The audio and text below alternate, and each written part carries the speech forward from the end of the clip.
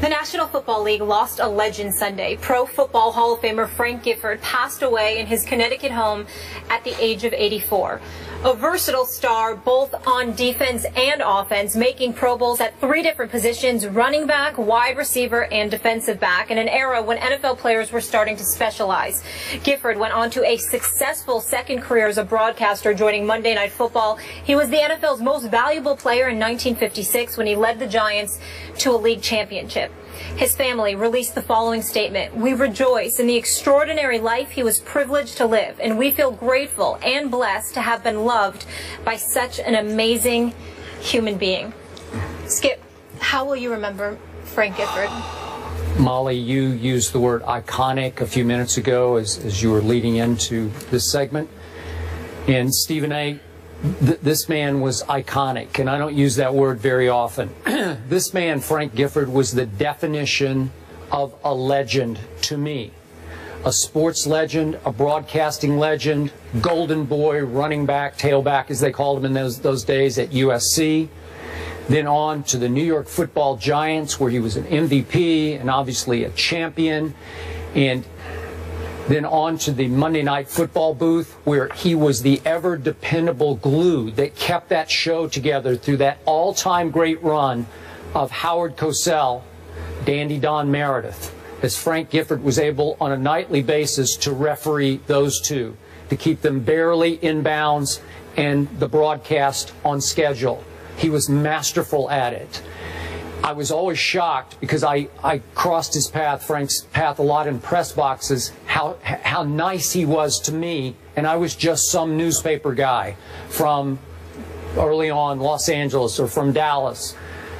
He went out of his way to be nice to everybody in the press box, even though he came across, when you were in his presence, like he was royalty, like he was an ambassador, like he was some kind of NFL statesman. He just had that regal bearing about him. He did the league proud for years and years as a spokesman for the National Football League, and in the end, he will be missed, because his presence will be missed in the National Football League. Well, Skip Bayless, what I'm going to say is this: I'm going to do this man justice and pay homage to him by saying as few words as I possibly can, and leaving that up to you, simply because when he was playing the game of football, I was not even born yet.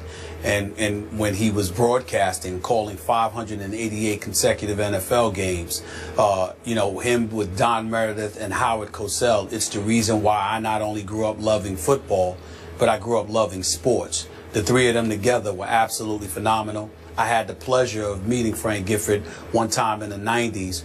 He was a gentleman, you know, on an extraordinary level. He was just a kind, decent person. When you met him, he lived up to the reputation, because everyone who had spoken of him had said that exact same thing.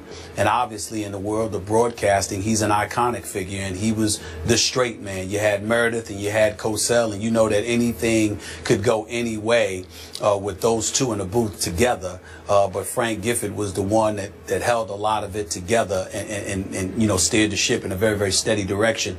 You know, when I look at the Mike Greenbergs of the world, who I consider an extraordinary traffic cop in our industry, I think he's the best in the business, to be quite honest with you.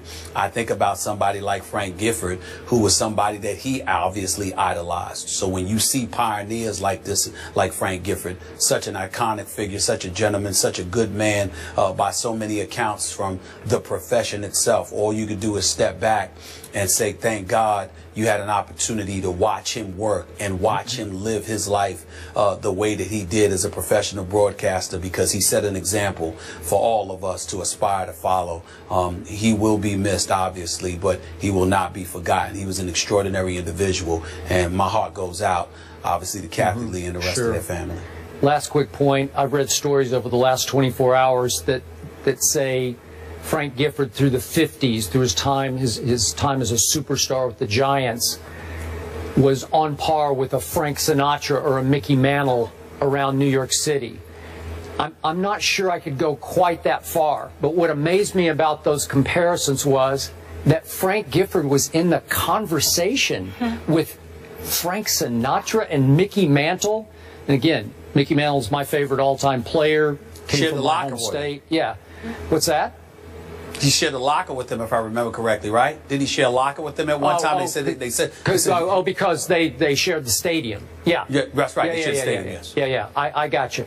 But again, for Frank Gifford to get on that level at Toots Shor's, the most famous bar at the time in New York City, restaurant bar, it's just inconceivable to me that he could achieve that. So that said it all for me about Frank Gifford. Wow. It doesn't get much bigger than that in terms of transcending in mainstream. You talked about reading a few stories. One thing that spoke volumes to me, Skip and Stephen A., was the story of Vince Lombardi as an assistant of the New York Giants. Wasn't really connecting with the players, was a college coach, more of a taskmaster, and he reached out to Frank Gifford to be that bridge to the players. And if he won over Frank Gifford, he won over the entire team. So he truly was that a New York Giant as well. So I found that very interesting and impressive for his respect there. So he will be missed, and thank you guys both for honoring him so eloquently right there. Frank Gifford passes away at the age of 84. Meanwhile, in an interview with New York Newsday, Richie Incognito sees parallels between the Deflategate investigation and the Dolphins' bullying probe. He said this, "I just think it's bogus, the whole system, and how it sets up with Roger and the complete absolute power he has. He has so much power, and he hires independent investigators who come in and are obviously not independent. They come in with an agenda. They come in looking to find facts to back up their argument. All the facts are slanted in their favor." Skip? Does Incognito have a point here? Stephen A., on this much and only this much, I do agree with Richie Incognito. Obviously, Roger Goodell was given by the Players Association far too much power. And I will agree with Richie Incognito that the appeals process conducted by Roger Goodell on Tom Brady was a laughable, outrageous sham. I'll go that far. I will agree with Richie Incognito that the Wells report on Tom Brady was biased and misleading. But I cannot agree with Richie Incognito that the Wells report done on the Dolphins bullying scandal was biased and misleading, because I don't think it was, from what I have gleaned, heard, read, or felt about that situation.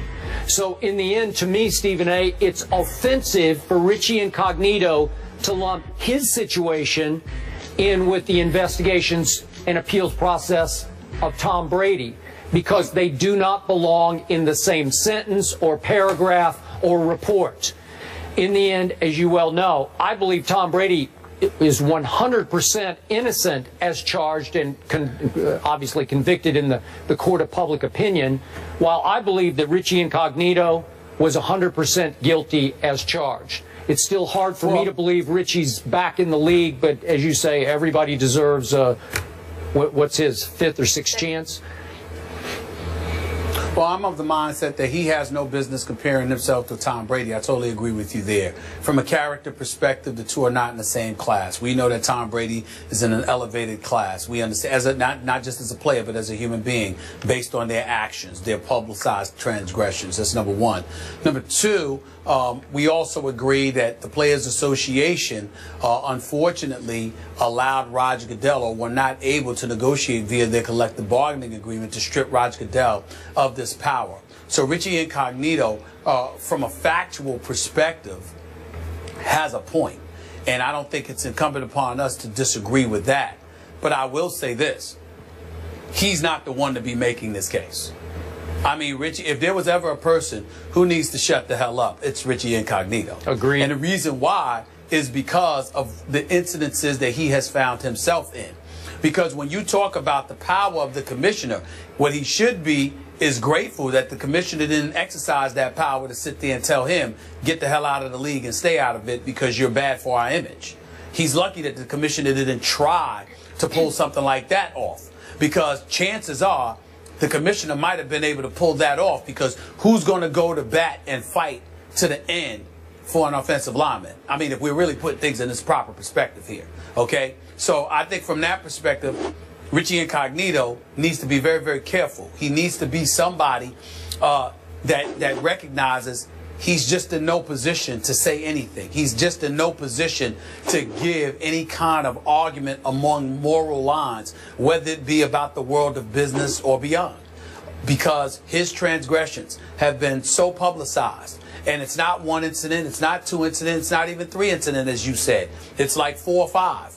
The fact that he's found himself in so many compromising situations, he just needs, or precarious situations, he just needs to chill.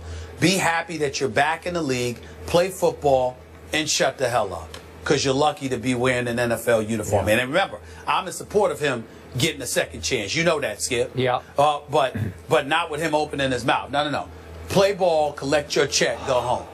And by That's the what way, he needs to do. Again, for the record, we were at Bill's camp last Wednesday, and I believe on Tuesday they announced that a current starter at guard for the Buffalo Bills is Richie Incognito. So he's in the starting lineup now. Well, what I was going to say is this. And see, here's the other thing about Richie Incognito. Listen, we don't need to pool guests for this show. You know how I feel. Damn it, we don't really need guests. We'll be just fine without them. You know what I'm saying? You know how I feel. So, I mean, but if Richie Incognito has something to say, he could have came on the set. Mm-hmm. You understand? But you wouldn't want to be in that hot seat because somebody like named Skip Bayless or myself might have turned that around and say, okay, since you want to put yourself in this line of fire and you got so much to say, now answer some questions. So in other words, you want to bloviate, but you really don't want to because you don't want to be in that hot seat. So in other words, you knew how to shut the hell up when we were at training camp. Don't start talking now when you're able to give a report or a quote or something like that, and then ultimately that be the end of it. You want to talk the talk, walk the walk. I agree. Wouldn't you agree with me that from all we heard and read from other players in that locker room, and also obviously from Jonathan Martin, that Richie Incognito was not wrongly accused? I think he was rightfully accused and convicted. Would you agree with that? Of the bullying scandal? Yeah. Mm-hmm. Well, I guess so. But remember, Skip, my argument was that you had a bunch of brothers, a bunch of black players, that literally considered him an honorary brother, more of a brother than Jonathan Martin, which I found incredibly offensive. And ignorant. But they did that, so it's pretty hard for me to say that a lot of them felt like he wasn't guilty, that a lot of them felt that he was guilty, because a lot of them came to his defense. Okay. Now, allow me one further comment on the comments made by the Commissioner, Roger Goodell, over the weekend at the festivities in Canton at the Hall of Fame enshrinement. The Commissioner said that he needs to uphold the credibility of the league by making sure that these penalties for Deflategate are enforced. And my first thought, forgive me for saying this, credibility of the league? How about the credibility of the commissioner of the league? That's the credibility that is most in question for me now as we sift through the rubble of Deflategate. Yeah, I agree, Skip. I don't have any problems with that. Thank you for letting me say that. Someone whose credibility is not in question, Michael Jordan, greatest all time. We're not debating this. Nope. Okay. Well, one of the greatest coaches of all time, he'd actually put him on the bench for someone else. Find out who that is on the other side of the break.